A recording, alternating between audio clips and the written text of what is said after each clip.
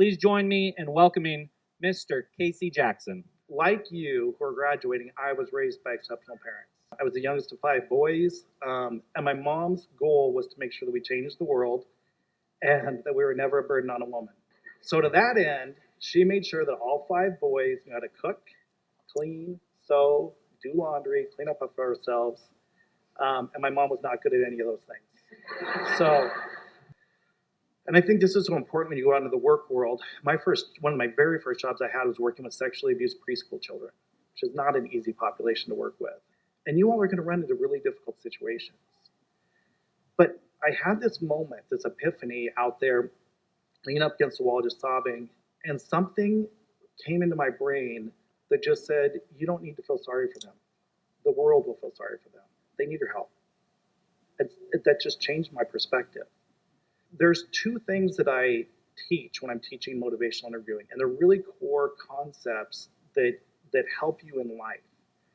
And one of the first things that I learned, and this is so important in health sciences, that's so important for all of us, there is, according to physics, there is no such thing as a resistant individual.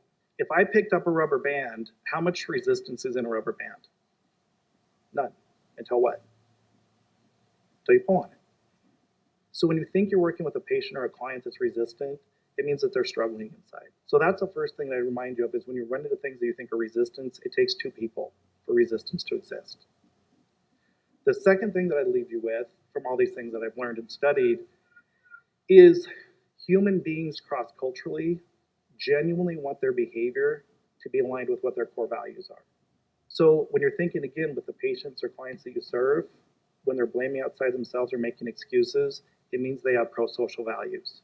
They're just not in alignment with that.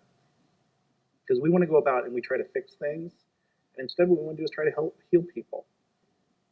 And there's days in this program, you guys have been exhausted, but you just kept going.